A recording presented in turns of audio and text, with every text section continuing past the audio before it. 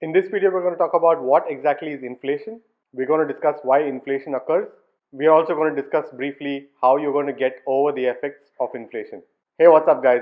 You're watching Boss Your Money with Anthony.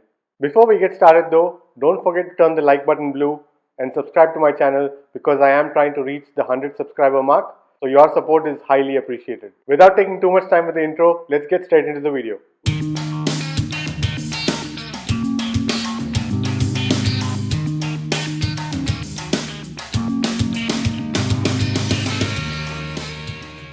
Have you ever noticed that things around you, everything that you have bought in your past, have gone up in price? All goods and services tend to go up in price over time.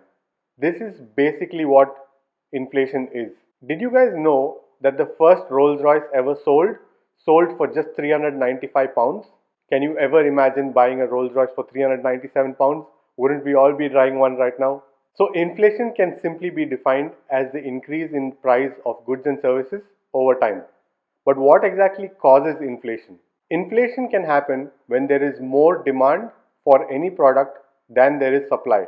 So imagine you need to buy a loaf of bread and all the bakeries around you have closed down for a week. Could you imagine what the local convenience store could charge you for a loaf of bread that nobody else has? Let me know in the comment section down below. Would you buy a loaf of bread for $3 instead of $1? The second reason why inflation happens is when disposable income increases. As an example, let's say that all your incomes and expenses stay the same, but the government decides to reduce your tax rate. All of a sudden, you have additional income burning a hole in your pocket, right? So you want to go ahead and buy new things. When everyone in your country or state want to go out and buy new things, automatically the prices are going to go up. Again, this causes inflation. Another reason for inflation can be when government starts to produce and supply more cash. So when government starts circulating more currency, automatically the value of the currency goes down and therefore inflation is increased. So basically inflation leads to the reduction in the purchasing power of you and the currency that you're dealing in. Let's say you can buy a candy bar for $1 today. In 10 years time, you won't be able to buy the same candy bar for the exact same $1, and that is simply because of inflation. Imagine prices keep going up but your income stays the same.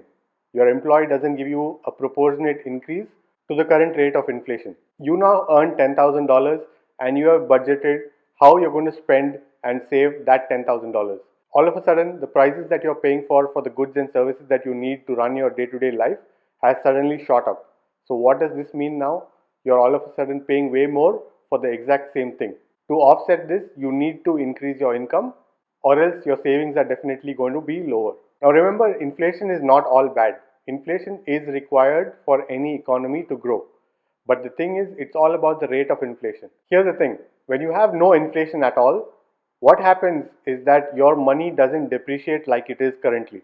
So then what would people do? They would all just sit on their money and just save and save and save without having the need to actually risk by investing. So what happens when no one spends their money is that there is no trade, there is no purchase, there is no sale, and that would affect the companies around you. And when companies are affected, it's going to affect jobs, and eventually the gist is that the economy is going to suffer. But at the same time, if you do have inflation, it's got to be at a regulated low rate, because if the inflation is too high, no one's going to be able to keep up with that. It will then lead to people not being able to afford any of the goods and services that are being offered. So when there is a healthy inflation rate, it promotes competition, innovation and production in the economy. Inflation is a good thing, but only at a controlled and steady pace. So how is it that you can get over inflation? If your inflation rate is about 2 to 3%, you're absolutely fine.